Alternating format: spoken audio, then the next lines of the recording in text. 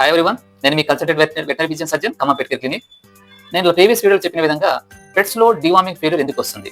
Main గా మనం చూసుకున్నట్లయితే పెట్స్ లో డిఫరెంట్ టైప్స్ ఆఫ్ వామ్స్ ఉంటాయి. అవి round worms, hook worms, tape worms, whip worms. అయితే ఈ మన పెట్స్ యొక్క బాడీలో ఏ టైప్ ఆఫ్ వామ్ ఉందో తెలుసుకోవాలంటే కంపల్సరీగా క్వాలిఫైడ్ వెటనరీ దగ్గర మన పెట్స్ యొక్క ఫీకల్ శాంపిల్ తీసుకెళ్లి టెస్ట్ చేస్తే మన ఏ టైప్ ఆఫ్ వామ్స్ ఉందో ఐడెంటిఫై చేయొచ్చు. అయితే ఎందుకు ఫెయిల్ అవుతుంది డివార్మింగ్ చేసినా కూడా? ఏం చేస్తున్నారు జనరల్ గా పప్పీస్ కు వాడే డివార్మింగ్ అడల్ట్ చేయడం, క్యాట్స్ వాడే డివార్మింగ్ డాగ్స్ చేయడం, అలా చేంజ్ చేస్తున్నారు. ఇంకోటి ఏంటంటే బాడీ వెయిట్ సంబంధం లేకుండా వాటి యొక్క సైజు, వాటి యొక్క బ్రీడ్, వాటి యొక్క యాక్టివిటీస్ అన్ని సంబంధం లేకుండా డోసెస్ క్యాల్కులేట్ చేయకుండా డివార్మింగ్ చేయడం వల్ల చాలా డివార్మింగ్ కూడా ఫెయిల్ అవుతున్నాయి. ఇంకోటి ఏంటంటే కొంతమంది ఏం చేస్తున్నారు, డివార్మింగ్ చేయగానే డాగ్స్ వెంటనే కొన్ని వామిట్ చేసేస్తాయి, కొన్ని అలా చేస్తాము నోట్ నుంచి బయట తీసేస్తాయి, అలా కూడా ఫెయిల్ అవుతున్నాయి. ఇంకోటి ఏంటంటే ఇప్పుడు జనరల్ గా డివార్మింగ్ చేస్తారు పెట్స్ కి, కానీ వాటి సరౌండింగ్స్ కానీ ఆ ఏరియా డాగ్స్ ఉండే ఏరియా కానీ క్లీన్ చేసుకోరు. దానివల్ల ఏమైందంటే ఆ పీకల్ కానీ ఆ కంటామినేటెడ్ సాయిల్ కానీ మళ్ళీ రీఇన్ఫెక్షన్ చేస్తాయి. ఇంకోటి ఏంటంటే మార్కెట్ దొరికే ఏ డివార్మింగ్ అయినా యూజ్ చేయకూడదు.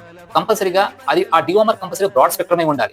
Broad spectrum. ఇంకోటి ఏంటంటే మనం కంపల్సరీ డివార్మింగ్ చేసే ముందు మినిమం 3 months లో ఒకసారి అయినా ఆ పెట్స్ యొక్క faecal sample compulsory qualified veterinary దగ్గర ఫీకల్ మన టూల్స్ కంపల్సరీ టెస్ట్ చేయించుకోవాలి. ఇంకోటి ఏంటంటే డివార్మింగ్ చేయం డోసేజ్ మనం ఇచ్చినట్టు మనకు నచ్చినట్టు వేసేస్తాం, దానివల్ల కూడా మనకు డివార్మింగ్ పని చేయదు. మెయిన్ రీజన్ ఏంటంటే మార్కెట్ లో దొరికే అన్బ్రాండెడ్ అంటే క్వాలిటీ లేని డివార్మర్ యూజ్ చేయడం. నెక్స్ట్ ఇంకోటి వచ్చేసి చాలా మంది డివార్మింగ్ చేస్తుంటారు అంటే ప్రాపర్ షెడ్యూల్ ఫాలో కాదు. అంటే మెయిన్ ఏంటంటే వామ్స్ యొక్క లైఫ్ సైకిల్ బ్రేక్ చేయాలి. లైఫ్ సైకిల్ బ్రేక్ చేయకపోతే మళ్ళీ రీఇన్ఫెక్షన్ వస్తుంది. కంపల్సరీ ఆల్రెడీ బాడీలో ఉన్న ఎగ్స్ కానీ లార్వా కానీ మళ్ళీ అడల్ట్ అయ్యింది, కాబట్టి కంపల్సరీగా లైఫ్ సైకిల్ అనేది బ్రేక్ చేయాలి.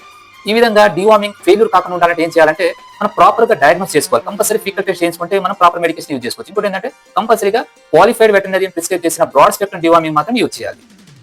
నెక్స్ట్ ఇంకోటి వచ్చి వాటి యొక్క బాడీ వెయిట్ బట్టి మనం డివార్మింగ్ యూజ్ చేయాల్సి వస్తుంది. నెక్స్ట్ కాన్స్టెంట్ గా మనం పప్పీస్ వాడే డివార్మింగ్ పప్పీస్ యూజ్ చేయాలి, క్యాట్ వాడే క్యాట్ యూజ్ చేయాలి, అలా డిఫరెన్స్ చేసుకోగలగాలి. నెక్స్ట్ వచ్చేసి డివార్మింగ్ మనం యూజ్ చేసేటప్పుడు కంపల్సరీగా అవి వామిట్ చేసినాయా, నోట్ నుంచి తీసేసినాయా, కంపల్సరీగా డివార్మింగ్ ఒక కాన్సిస్టెంట్ షెడ్యూల్ ఫాలో కావాలి.